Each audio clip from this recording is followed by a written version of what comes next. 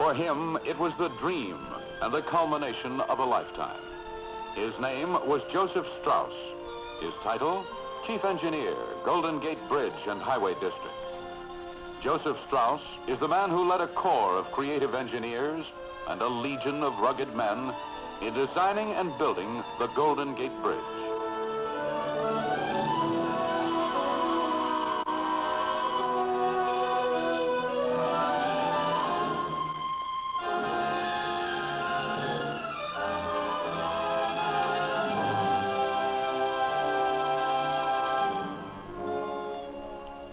Few people remember today, but for 15 years before the steel was formed for the Golden Gate Bridge, it was regarded by many as the bridge that could not be built. In 1918, the city engineer of San Francisco approached Joseph Strauss, then a consulting engineer with a long list of bridge contracts to his credit.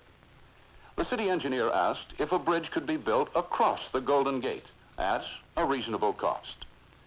After 3 years of study, Strauss replied that it could for $27 million. This was in 1921. Such a bridge was an obvious need. San Francisco Bay formed a 50-mile-long barrier to highway traffic in the San Francisco area. And the entrance from the sea, known as the Golden Gate, separated the growing city on the south from the lightly populated and excellent recreation areas of Marin County. While a bridge was an obvious need, it was not an obvious possibility.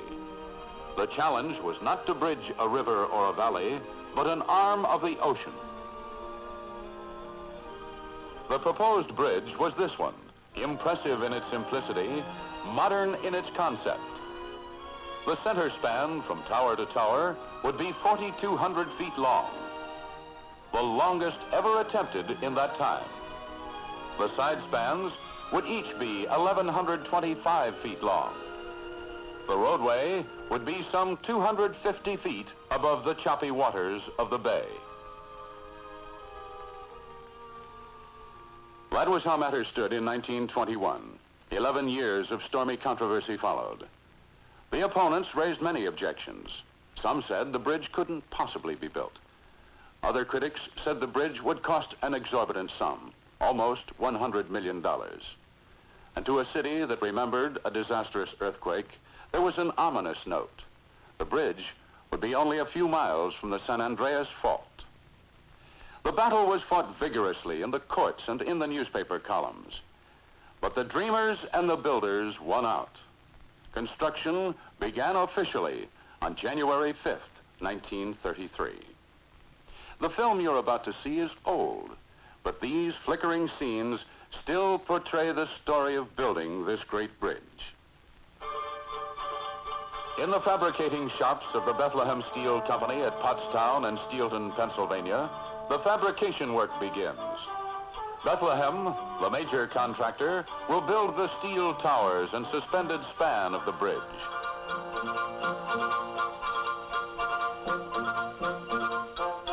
Huge sections, formed and temporarily assembled at the shops, are disassembled and shipped by rail to the Philadelphia docks. It takes miles of railroad cars to carry the steel for the towers and suspended span.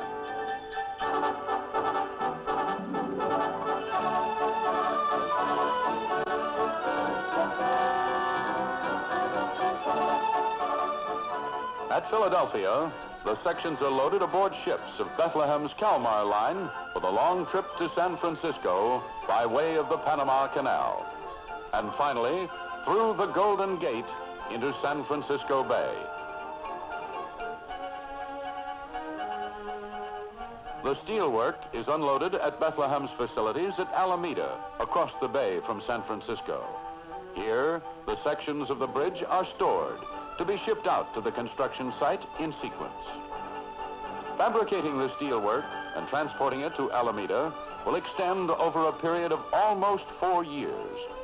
This scene was taken during the erection of the roadway. Lee's members are only a fraction of the nearly 70,000 tons of steel that Bethlehem fabricated for the bridge.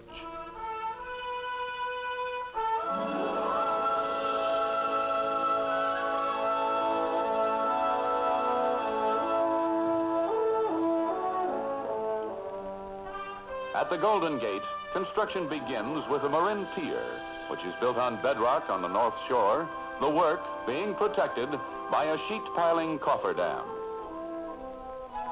When the last of the concrete has been poured on the North Pier, its surface is ground to a true plane. This is to ensure that the steel superstructure will start true and plumb. The surface is made plain to within less than 1/32nd of an inch.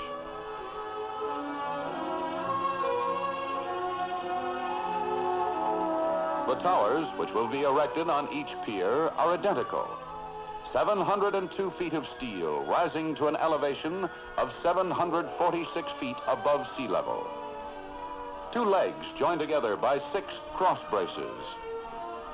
The legs are 90 feet apart on centers. Clearance between the legs at deck level is 60 feet, the width of the 6-lane roadway. When the bridge is completed, there will be no other structure this tall between San Francisco and New York City.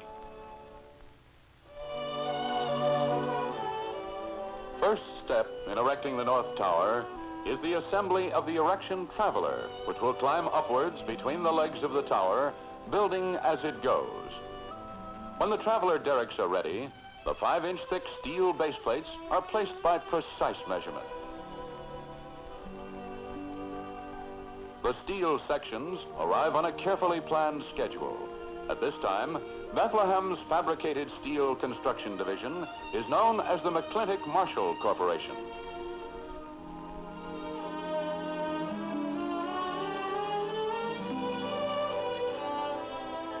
Moving the steel from storage at Alameda to the bridge site is a sizable effort in logistics. The distance is 5 miles across the open water of the bay. The obstacles to navigation are wind, tide, storm, and the famous San Francisco fog. To avoid delays in erection whenever bad weather prevents deliveries, a small storage area is prepared at the tower site to hold enough materials for several days' work.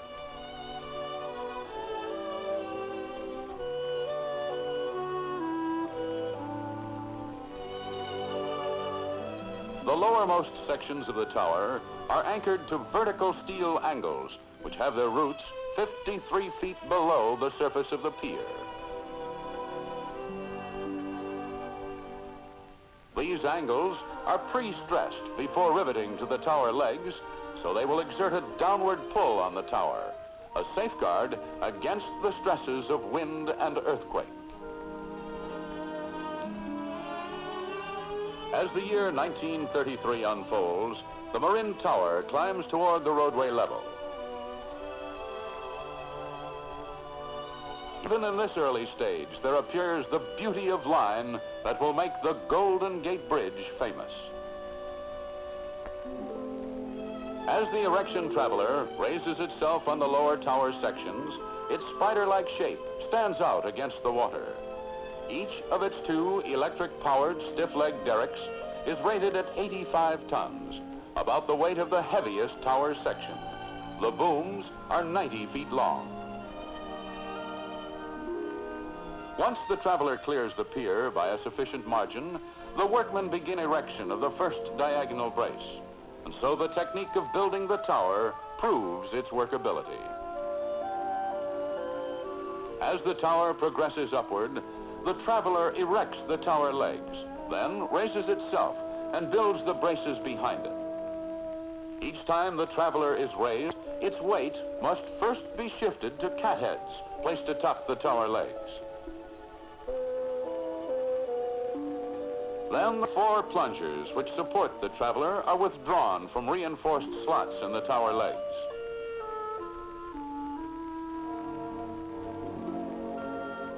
The traveler, moving upwards in about 10 minutes, gains another 40 feet of headway on the towers.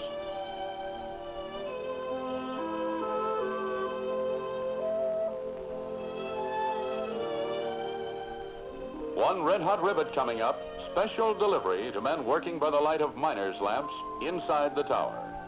The riveters work on double platform scaffolding, driving simultaneously on several levels.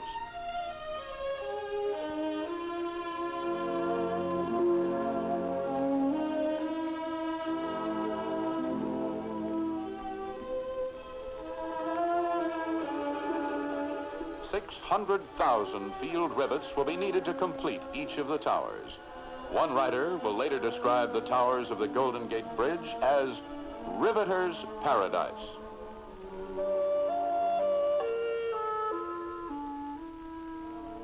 And so the work continues, and a new form rises against the sky in the beautiful Bay Area, a form which fits well in a land of massive hills and spans of water, but which dwarfs the men who are building it. In time, the only practical way up and down this open skyscraper is by elevator, and it's a sensational ride.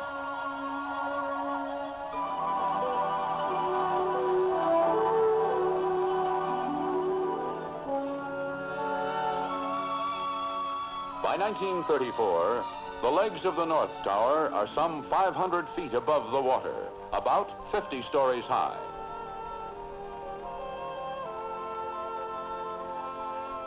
From bottom to top, the cellular principle of construction remains the same. Plates of steel riveted to angles, forming a beehive of cells.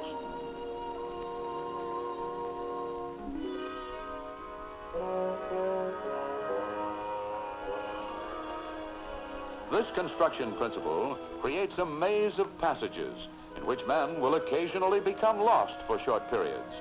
But it is a principle which helps explain the immense strength of the two towers. As the year 1934 unfolds, a bold silhouette rises above the Golden Gate. The horizontal cross struts above the roadway level will help the tower legs act as a unit in resisting lateral forces.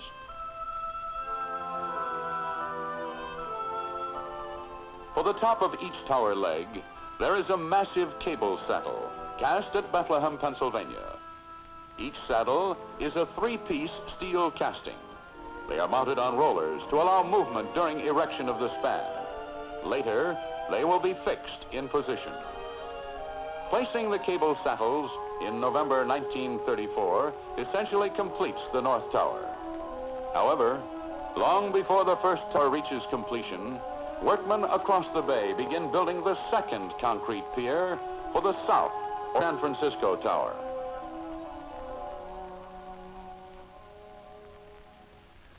The San Francisco Pier and fender wall were built 1,125 feet offshore in 100 feet of rushing tidewater, silencing the critics who regarded this as the Achilles heel of the bridge.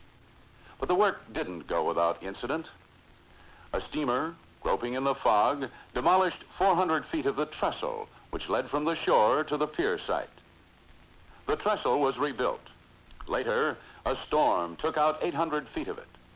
At such times, the people who said the bridge couldn't be built sounded as if they might be right.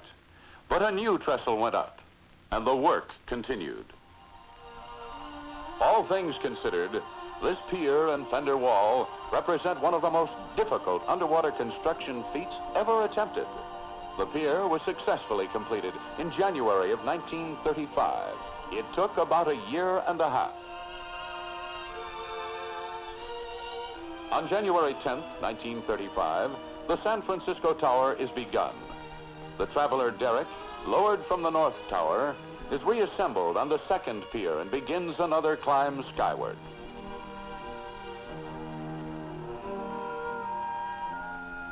As the tower progresses upward, Kalmar Line ships continue their deliveries of fabricated steelwork to Alameda. The pattern of erecting the San Francisco Tower is the same as that used in building the Marin Tower.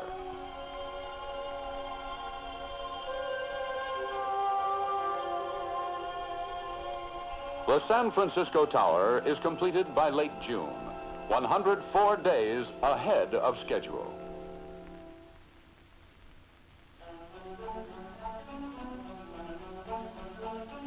On November 11th, 1935, the task of spinning the two great cables is begun. From then on, the Golden Gate is steadily bridged, wire by wire. The workmen of the cable contractor stitched the north and south shores together with 80,000 miles of wire. Each wire measures just under 1/5 of an inch in diameter, slightly smaller than a lead pencil. Spinning carriages shuttle from anchorage to midspan, playing out as many as 6 wires on each trip.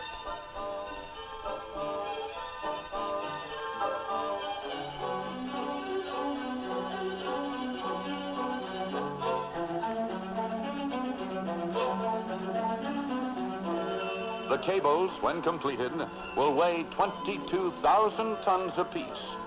It's interesting to note that each cable weighs approximately as much as each tower. The wires, 27,572 of them per cable, build up to a compacted cable slightly over 3 feet in diameter. Later, as the roadway takes shape, the cables will be wrapped with galvanized wire and painted to protect them against the elements.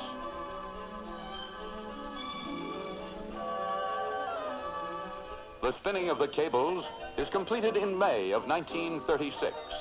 Bethlehem, builder of the towers, begins erecting the suspended span on June 18th.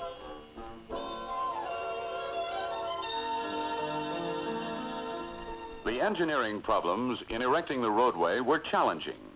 The main span was the longest ever attempted, 4,200 feet from tower to tower, with side spans of 1,125 feet. As every engineer knows, there was the delicate problem of making sure that the 2 sections of roadway moving out from each tower would meet at the center within exacting tolerances. The entire span would be constructed from elementary structural forms. The stiffening truss panels would consist of top and bottom chords, diagonals, and verticals. The verticals are spaced at 25-foot intervals. Suspender strands occur at every other vertical. The truss measures 28 feet deep. The roadway floor beams are 8.5 feet deep, 87 feet long, and weigh, on the average, 23 tons each.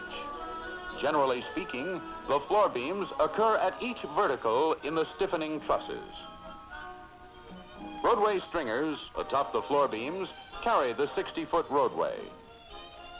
Knee braces tie in the floor beams and bottom chords. The summer of 1936 sees the first 3 panels erected by cantilevering each way from the towers. Chicago booms at the roadway level handle the steel for this work. One of the unique features of the job is the emphasis placed on safety. As the roadway moves outward from each tower, a manila rope safety net is introduced.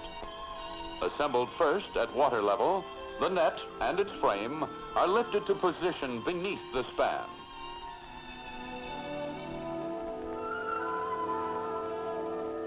As erection proceeds, additional sections of net will be positioned, always in advance of the workmen. Eventually, the net will extend the entire length of the bridge. Also, the net reaches some 10 feet beyond the width of the span on each side. As erection proceeds, the first 3 panels of roadway are planked over. The steelwork is delivered from Alameda to the base of the towers, then hoisted to this planked over area. From there, the steel members move out on a buggy to the point of construction.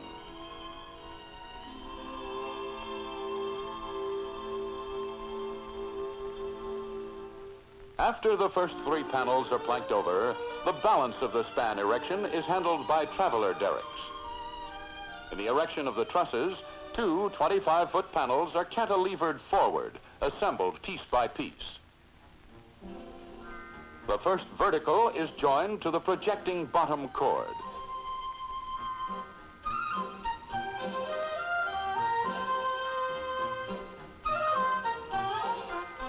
The diagonals are then erected, followed by the top chord.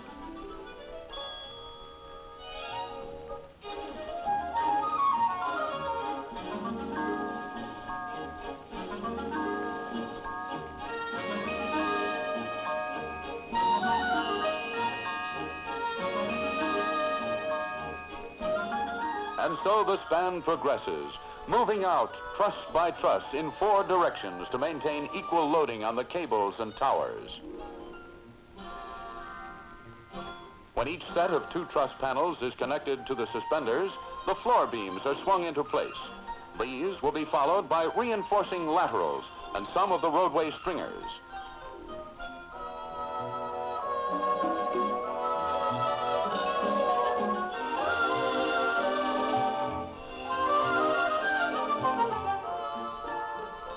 The net proves to be a success. It saves 19 lives. There are many special provisions for the safety of the men during erection. For example, for protection against head injuries, the workmen wear hard hats. And whenever they can work with limited movement, the men use safety belts with tie-off lines.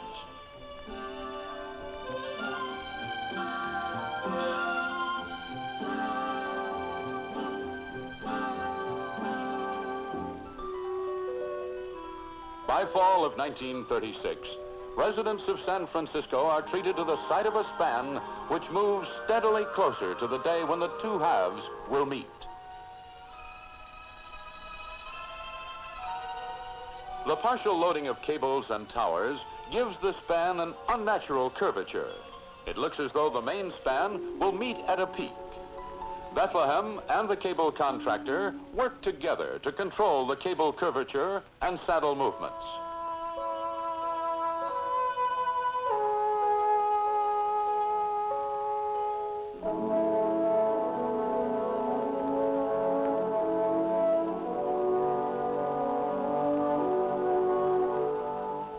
Soon, the erection gangs on the main span are within hailing distance.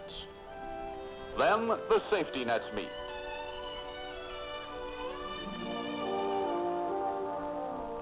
Finally, on November 18th, 1936, the closing members are lowered into place. The Golden Gate is bridged.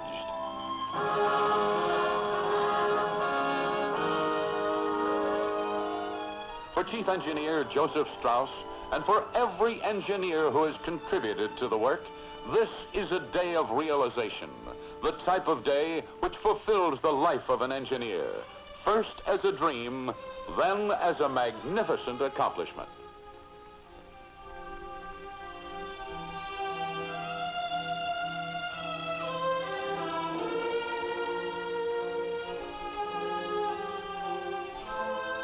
But the job is far from over.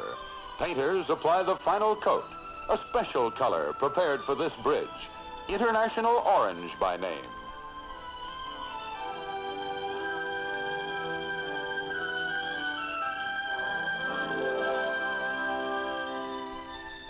The buggies bring out fabricated sections for the sidewalks and railings.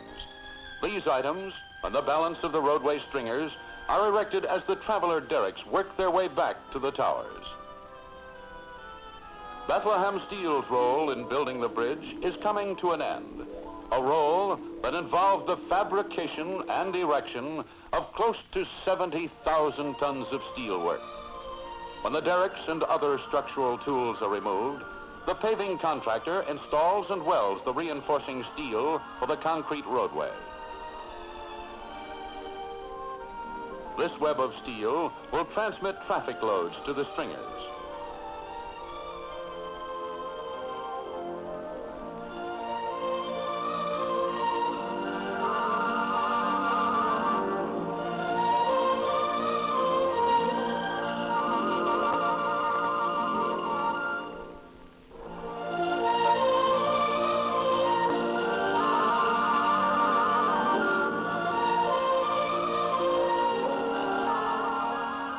Fog makes one of its regular visits as the finishing touches are added to the bridge, creating a strange kind of beauty.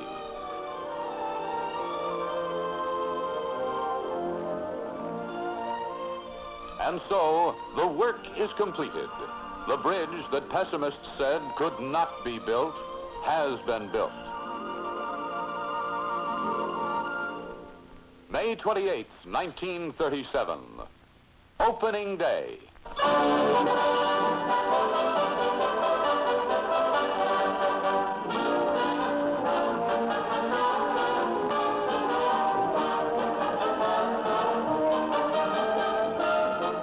newspaper accounts vary on the amount of celebrating done by San Francisco.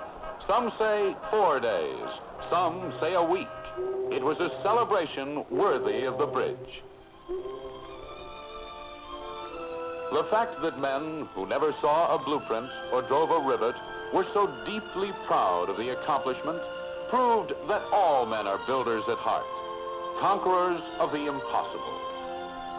But some men, the engineers, earn and cherish the privilege of doing the dreaming, the planning, the building.